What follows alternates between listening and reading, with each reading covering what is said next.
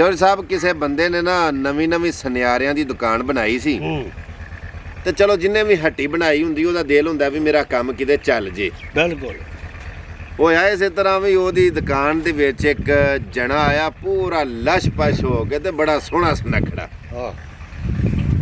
ਉਹ ਜਿਹੜੇ ਵੇਲੇ ਅੰਦਰ ਆਇਆ ਨਾ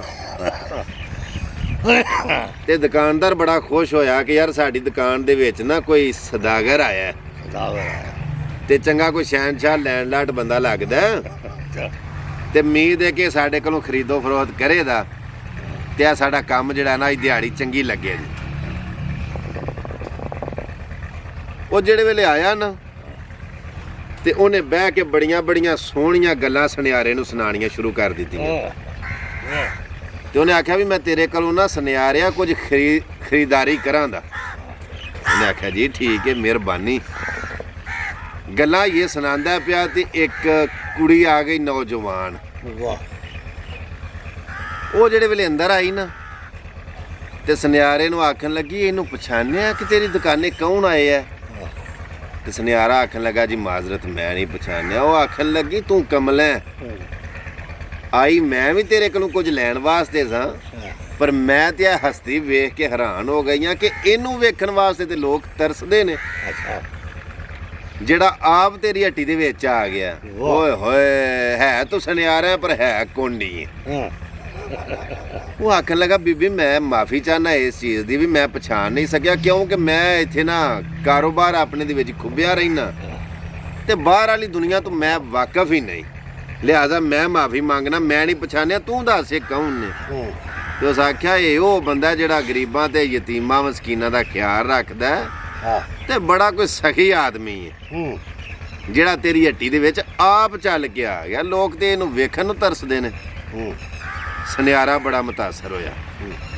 ਸੁਨਿਆਰਾ ਉੱਠਿਆ। ਇਹ ਇਨਸਾਨ ਦੀ ਫਿਤਰਤ ਦੇ ਵਿੱਚ ਕਿ ਗੱਲ ਸੁਣ ਕੇ ਨਾ ਤੇ ਅਗਲੇ ਦੀ ਗੱਲ ਦੇ ਉੱਤੇ ਯਕੀਨ ਕਰ ਲੈਣਾ ਇਹ ਫਿਤਰਤ 'ਚ ਚੀਜ਼ ਸ਼ਾਮਲ ਹੈ। ਫੇਰ ਹੀ ਤੇ ਬੰਦਾ ਧੋਖਾ ਖਾਂਦਾ ਜਦੋਂ ਕਿਸੇ ਦੀਆਂ ਗੱਲਾਂ 'ਚ ਹੁੰਦਾ।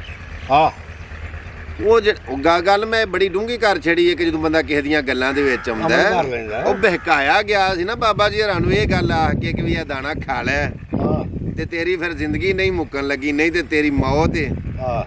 ਬਾਬਾ ਜੀ ਆਦਮ ਦੀ ਗੱਲ ਏ ਆ ਜਾਂਦਾ ਬੰਦਾ ਗੱਲਾਂ 'ਚ ਕੋਈ ਬੜੀ ਗੱਲ ਨਹੀਂ ਬੰਦਾ ਭੁੱਲਣਾ ਆਰਜੂ ਹੋਇਆ ਤੇ ਸਾਡੇ ਵੱਡੇ ਭੁੱਲਦੇ ਆਏ ਨੇ ਜੇ ਅੱਗੋਂ ਬੰਦਾ ਭੁੱਲ ਵੀ ਜਾਵੇ ਤੇ ਕੋਈ ਬੜੀ ਗੱਲ ਨਹੀਂ ਉਹਨੂੰ ਛੱਡ ਛੱਡਣਾ ਚਾਹੀਦਾ ਉਹਨੂੰ ਐਡਾ ਘਸੀਟਣਾ ਨਹੀਂ ਚਾਹੀਦਾ ਕਿ ਤੇਰੇ ਕੋਲੋਂ ਇਹ ਭੁੱਲ ਹੋ ਗਈ ਤੇ ਨਾਲੇ ਜਿਹੜਾ ਭੁੱਲ ਬਖਸ਼ ਛੜੇ ਨਾ ਉਹ ਸਮਝੋ ਕਿ ਖੁਦਾ ਦੀ ਸਿਫਤ ਹੈ ਕਿ ਮਾਫ ਕਰ ਛੱਡਣਾ ਭੁੱਲ ਬਖਸ਼ ਛੱਡਣਾ। ਬਿਲਕੁਲ ਚਲੋ ਸੁਨਿਆਰਾ ਆਖਣ ਲੱਗਾ ਵੀ ਮੈਂ ਭੁੱਲ ਗਿਆ ਬੀਬੀ ਮਾਫੀ ਦੇ ਇਸ ਚੀਜ਼ ਦੀ ਤੇ ਅਕੀਦਤ ਦੇ ਨਾਲ ਉਹ ਜਣਾ ਉੱਠਿਆ ਤੇ ਉੱਠ ਕੇ ਨਾ ਤੇ ਉਹਨੇ ਸੁਨਿਆਰੇ ਨੇ ਉਸ ਸੋਹਣੇ ਨੌਜਵਾਨ ਦੇ ਨਾ ਬੰਦੇ ਦੇ ਹੱਥ ਚੁੰਮੇ ਤੇ ਉਸ ਆਖਿਆ ਸਰਕਾਰ ਬੜੀ ਮਿਹਰਬਾਨੀ ਕਿ ਤੁਸੀਂ ਸਾਡੇ ਹੱਟੀ ਦੇ ਵਿੱਚ ਕਾਰੋਬਾਰ ਦੇ ਵਿੱਚ ਕਦਮ ਮੁਬਾਰਕ ਰੱਖੇ ਨੇ। ਉਮੀਦ ਹੈ ਕਿ ਹੁਣ ਬਰਕਤਾਂ ਹੋ ਜਾਣਗੀਆਂ। ਉਹਨੇ ਆਖਿਆ ਜੀ ਹੋ ਜਾਣਗੀਆਂ। ਇਹ ਨਹੀਂ ਸੀ ਪਤਾ ਵੀ ਹੈ ਕੌਣ। ਬੀਬੀ ਦੀਆਂ ਗੱਲਾਂ ਤੇ ਲੱਗ ਕੇ ਤੇ ਉਹਨੇ ਇਤਬਾਰ ਕਰ ਲਿਆ। ਚਲੋ ਉਹਨੇ ਨਾ ਕੁਝ ਉਹਨੂੰ ਗਿਫਟ ਦੇ ਤੌਰ ਤੇ ਚਾਂਦੀ ਜਾਂ ਸੋਨਾ ਜਾਂ ਜੋ ਵੀ ਨਾ ਉਹਨੂੰ ਤੋਹਫਾ ਦੇ ਛੜਿਆ ਕਿ ਇਹ ਸੁਨਿਆਰਾ ਆਖਣ ਲੱਗਾ ਵੀ ਮੇਰੇ ਨੂੰ ਤੋਹਫਾ ਹੈ। ਉਹ ਆਖਣ ਲੱਗਾ ਨੌਸਰਬਾਜ਼ ਉਹ ਆਖਣ ਲੱਗਾ ਕਿ ਗੱਲ ਸੁਣ ਜਦੋਂ ਤੋਹਫਾ ਲਈਏ ਨਾ ਤੇ ਤੋਹਫਾ ਦਈਦਾ ਵੀ ਤੇਰਾ ਕੰਮ ਹੈ ਨਵਾਂ ਨਵਾਂ ਇੰਜ ਕਰ ਬਈ ਆਹ ਰਮਾਲ ਜਿਹੜਾ ਨਾ ਇਹ ਕੋਲ ਰੱਖ ਲੈ 7 ਦਿਹਾੜੇ ਜਦੋਂ ਤੂੰ ਦੁਕਾਨੇ ਆਵੇਂ ਨਾ ਤੇ ਇਹ ਰਮਾਲ ਨੂੰ ਨਾ ਇੰਜ ਤੂੰ ਅੱਖਾਂ ਦੇ ਉੱਤੇ ਚੁੰਮ ਕੇ ਨਾ ਤੇ ਅੱਖਾਂ ਤੇ ਲਾਣਾ। ਉਹਨੇ ਆਖਿਆ ਜੀ ਠੀਕ ਤੇ ਸੁਨਿਆਰਾ ਆਖਣ ਲੱਗਾ ਜੀ ਬੜੀ ਮਿਹਰਬਾਨੀ ਤੁਸੀਂ ਸਾਨੂੰ ਇਹ ਅਨਾਇਤ ਕੀਤਾ। ਉਹਨੇ ਜਿਹੜੇ ਵੇਲੇ ਰੁਮਾਲ ਲਿਆ ਨਾ ਤੇ ਉਹਨੇ ਜੇਬ 'ਚ ਪਾਣਾ ਸੀ ਨਾ ਤੇ ਉਹਨੇ ਜਿਹੜੇ ਵੇਲੇ ਰੁਮਾਲ ਚੁੰਮਿਆ ਨਾ ਤੇ ਆਈਏ ਅੱਖਾਂ ਤੇ ਲਾਉਣ ਲੱਗਾ ਤੇ ਉਹ ਸੁਨਿਆਰੇ ਦੀ ਦਰਮ ਕਰਦੇ ਥੱਲੇ। ਅੱਛਾ ਉਹ ਜਿਹੜੇ ਵੇਲੇ ਡਿੱਗ ਪਿਆ ਉਹ ਬੀਬੀ ਤੇ ਉਸ ਬੰਦੇ ਰਲੇ ਸਨ ਨਾ ਦੋਵੇਂ ਉਹਨਾਂ ਦੋਵਾਂ ਨੇ ਦੁਕਾਨ ਦਾ ਸਾਰਾ ਸਫਾਇਆ ਕਰਕੇ ਨਾ ਗੁੱਥਲੇ 'ਚ ਪਾਇਆ ਸਾਰਾ ਕੁਝ ਤੇ ਉਹ ਨਿਕਲ ਗਿਆ। ਜਿਹੜੇ ਵੇਲੇ ਉਹ ਟੁਰ ਗਏ ਨਾ ਦੋਵੇਂ ਹੀ ਤੇ ਸੁਨਿਆਰੇ ਕੰਮ ਨਵਾਂ ਸ਼ੁਰੂ ਕੀਤਾ ਤੇ ਸੱਟ ਲੱਗ ਗਈ ਉਹਨੂੰ ਚੰਗੀ। ਉਹ ਜੋ ਹੱਟੀ ਦੇ ਵਿੱਚ ਹੈ ਹੀ ਸੌਦਾ ਸਾਰਾ ਹੀ ਉਹ ਲੈ ਗਏ। ਚਲੋ ਰਹਿ ਗਿਆ ਉਹ ਉੱਥੇ ਕੱਲਮ ਕੱਲਾ, ਜਿਵੇਂ ਹੈ ਸੀ ਵਿਚਾਰਾ ਕੰਗਲਾ ਉਂਝ ਹੀ ਹੋ ਗਿਆ। ਉਹਨੇ ਆਖਿਆ ਵੀ ਕੰਮ ਮਾੜਾ ਹੋਇਆ ਪਰ ਹੁਣ ਕੀ ਇਹਨੂੰ ਦਿਲ ਦੇ ਉੱਤੇ ਲਾ ਕੇ ਤੇ ਮਾਰੀ ਜਾਵਾਂ। ਉਹਨੇ ਵੱਟ ਸਨੱਟ ਕਰਕੇ ਕੋਈ ਥੋੜਾ ਬਹੁਤਾ ਮਾਲ ਪਾਇਆ। 6 ਮਹੀਨੇ ਲੰਘੇ, ਸਾਲ ਲੰਘਿਆ, 1.5 2 ਸਾਲ 3 4 ਸਾਲ ਜਦੋਂ ਲੰਘ ਗਏ ਨਾ ਤੇ ਮਾੜਾ ਸੁਨਿਆਰੇ ਦਾ ਕੰਮ ਚੱਲ ਪਿਆ। ਉਹਨੇ ਆਖਿਆ ਕੋਈ ਗੱਲ ਨਹੀਂ, ਵਾਧਾ ਘਾਟਾ ਹੋ ਗਿਆ, ਖੈਰ ਇਹ ਰੱਬ ਵਾਰਸ।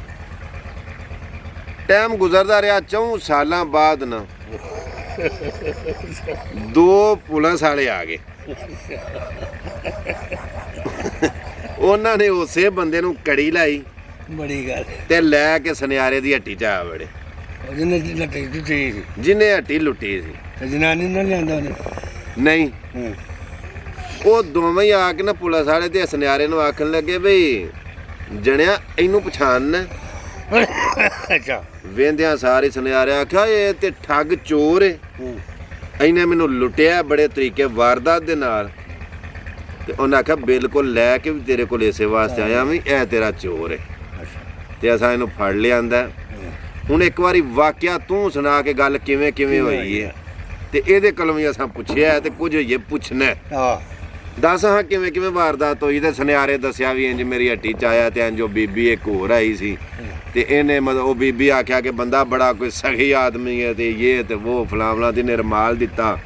ਮੈਂ ਅੱਖਾਂ ਨੂੰ ਲਾਇਆ ਤੇ ਉਹ ਮੇਰਾ ਮਤਲਬ ਉਹ ਬੇਹੋਸ਼ ਹੋ ਗਿਆ ਤੇ ਸਾਰਾ ਕੁਝ ਲੁੱਟ ਲੱਟ ਕੇ ਟੁਰ ਗਿਆ। ਜਨਾਨੀ ਤੇ ਬੰਦਾ ਦੋਵੇਂ ਲੈ ਗਿਆ। ਹਾਂ ਉਹ ਗੱਲ ਸੁਣ ਕੇ ਨਾ ਤੇ ਇਹ ਪੁਲਿਸ ਵਾਲੇ ਨੇ ਆਖਿਆ ਗੱਲ ਸੁਣ, ਇਹ ਅਸਾਂ ਨਾ ਕੋਈ ਲਿਖਣੀ ਹੈ ਰਿਪੋਰਟ ਤੇ ਤੂੰ ਇਹਨੂੰ ਨਹੀਂ ਆਹ ਕੜੀ ਖੋਲਣੀ, ਤੂੰ ਦੱਸ ਇੰਜਨ ਜੋ ਹੋਇਆ ਤੇ ਰੁਮਾਲ ਲਾ ਕੇ ਦੱਸ। ਉਹਨਾਂ ਨੇ ਰੁਮਾਲ ਦਿੱਤਾ ਪੁਲਿਸ ਵਾਲਿਆਂ ਨੇ। ਉਹਨੇ ਰੁਮਾਲ ਫੜ ਕੇ ਉਹਨੇ ਆਖਿਆ ਸਰਕਾਰ ਇੰਜ ਨੇ ਰੁਮਾਲ ਫੜਾਇਆ, ਇੰਜ ਮੈਂ ਫੜਿਆ ਤੇ ਇੰਜ ਮੈਂ ਉਹ ਚੁੰਮ ਕੇ ਤੇ ਅੱਖਾਂ ਨੂੰ ਲਾਇਆ ਤੇ ਉਹ ਇਹ ਚੁੰਮ ਕੇ ਫੇਰ ਅੱਖਾਂ ਨੂੰ ਲੱਗਦਾ ਫੇਰ ਦਲਾਲ ਕਰਦਾ ਥੱਲੇ।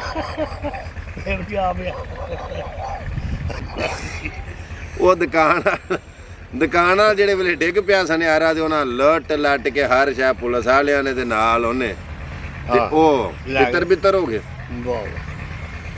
ਤੇ ਉਹ ਜੋ ਦੁਨੀਆ ਇਕੱਠੀ ਹੋਈ ਨਾ ਤੇ ਉਹਨੇ ਆਖਿਆ ਕੀ ਹੋਇਆ? ਉਹਨੇ ਆਖਿਆ ਕੋਈ ਕੱਖ ਕੰਡਾ ਨਹੀਂ ਹੋਇਆ, ਮੈਂ ਰੁਮਾਲ ਸੁੰਘ ਬੈਠਾ। ਉਹ ਮੇਰੇ ਰੁਮਾਲ ਨਾ ਨੇੜੇ ਕਰਿਓ। ਮੀਆਂ ਸਾਹਿਬ ਫਰਮਾਇਆ ਸੀ ਦਾਨਸ਼ਮੰਦਾਂ ਨੂੰ ਸੱਪ ਨਹੀਂ ਲੜਦਾ, ਇੱਕ ਖੁੱਡੋਂ 2 ਵਾਰੀ, ਮੁੜ ਧੋਖੇ ਖਾਣ ਮੁਹੰਮਦ ਮੱਤ ਜਿਨ੍ਹਾਂ ਦੀ ਮਾਰੀ। ਯਾਰ ਇੱਕ ਵਾਰੀ ਜੋ ਹੱਥ ਲੱਗ ਗਏ ਨੇ ਤੇ ਦੂਜੀ ਵਾਰੀ ਯਕੀਨ ਕਿਉਂ ਕਰੇ ਬੰਦਾ? ਅਕਲਮੰਦ ਤੇ ਸਿਆਣਾ ਬੰਦਾ ਉਹ ਹੋਵੇ ਕਿ ਜਦੋਂ ਇੱਕ ਵਾਰੀ ਉਹਦੇ ਨਾਲ ਕੋਈ ਹੱਥ ਹੋ ਜਾਵੇ ਨਾ ਤੇ ਦੂਜੀ ਵਾਰੀ ਇhtiyat ਕਰੇ ਤੇ ਪਹਿਲੀ ਵਾਰ ਤੂੰ ਸਬਕ ਹਾਸਲ ਕਰੇ। ਕਿਉਂਕਿ ਜਿੰਨਾ ਲੁੱਟਣਾ ਹੁੰਦਾ ਨਾ, ਜਿੰਨਾ ਤੁਹਾਨੂੰ ਖਾਣਾ ਹੁੰਦਾ, ਉਹਨਾਂ ਕੋਲ ਬੇਬਹਾਰਾ ਹੁੰਦੇ ਨੇ ਤੇ ਉਹਨਾਂ ਸਿੱਖਿਆ ਇਹ ਹੁੰਦਾ ਉਂਝ ਉਹਨਾਂ ਪੇਸ਼ਾ ਹੁੰਦਾ। ਕਿਸੇ ਆਖਣ ਵਾਲੇ ਨੇ ਆਖਿਆ ਕਿ ਜਿੰਨਾ ਚਿਰ ਲਾਲਚੀ ਜਿਉਂਦੇ ਨੇ ਨਾ ਉਹਨਾਂ ਚਿਰ ਠੱਗਾਂ ਖਾਣਾ।